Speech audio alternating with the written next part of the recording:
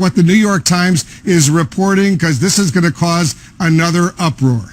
It is indeed, Wolf. Michael Schmidt, who covers the Justice Department for the New York Times, is reporting that he's really laying out a series of memorandums that the director of the FBI, former director of the FBI, I should say, James Comey, wrote about the meetings that he had with the president. And one particular meeting in February when the president asked him to essentially let go the Michael Flynn investigation, the investigation into whether the first National Security Advisor, Michael Flynn, had any interaction or what interaction he had with Russian operatives. The president, said that Michael Flynn is a good guy. He asked him to let it go. Now, this story is based off of a series of memorandums that the former director wrote at the time to sort of keep a record of what the president was asking him. The New York Times got a hold of these memorandums, obviously from someone who's sympathetic to the former FBI director's point of view here. But Wolf, it really paints a contemporaneous picture at the time as these conversations with the president were going on, that he was asking him to go easy on Mike Flynn. So again, this report was just posted just a few moments ago, Wolf, but again, something that shows that this is why the president had been, perhaps thinking about this for a while and was angry at the director for a while, because clearly the director did not let this go. In fact, the investigation was widening. The scope of this investigation into Michael Flynn was widening right before he was fired, Wolf. In a statement, the White House is denying this version of events. Let me read to you the statement that's in the New York Times. While the president has repeatedly expressed his view that General Flynn is a decent man who served and protected our country, the president has never asked Mr. Comey or anyone else to end any investigation, including any investigation involving General Flynn. The statement adds, the president has the utmost respect for our law enforcement agencies and all investigations. This is not a truthful or accurate portrayal of the conversation between the president and Mr. Comey. But this is really sort of the first evidence to date of the president trying to influence the investigation. The most important thing is that the president is not supposed to try and influence or impede any type of FBI investigation. And in this case, he went to the FBI director and said, my National Security Advisor, Mike Flynn, did nothing wrong, and you guys need to move on from this. Look, I've been spending a lot of time over the past few days trying to understand what went on between Mr. Comey and Mr. Trump, and trying to understand what it was that Mr. Trump didn't like about Mr. Comey, and what was it about Mr. Trump that really concerned Mr. Comey.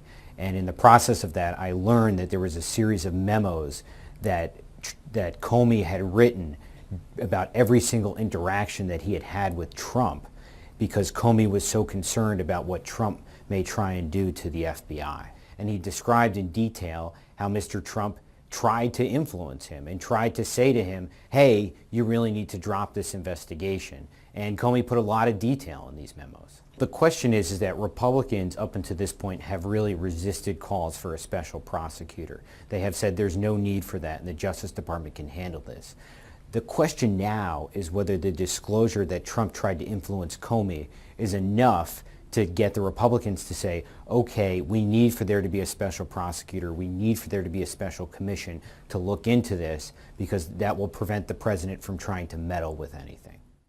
According to a memo Comey wrote to his own files in February, President Trump suggested that Comey should end any FBI investigation of whether Michael Flynn lied to the FBI when he denied meeting with Russia's ambassador to the U.S.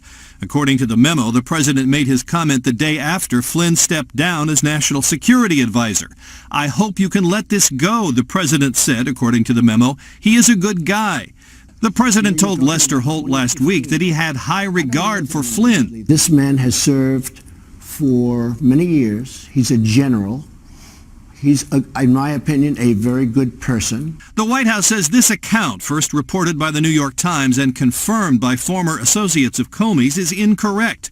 Quote, the president has never asked Mr. Comey or anyone else to end any investigation, a White House official said in his statement. The White House points to a comment made at a Senate hearing last week by the acting FBI director, asked if Mr. Comey's firing as FBI director had interfered with its investigations. The work of the men and women of the FBI continues despite any changes in circumstance, any decisions.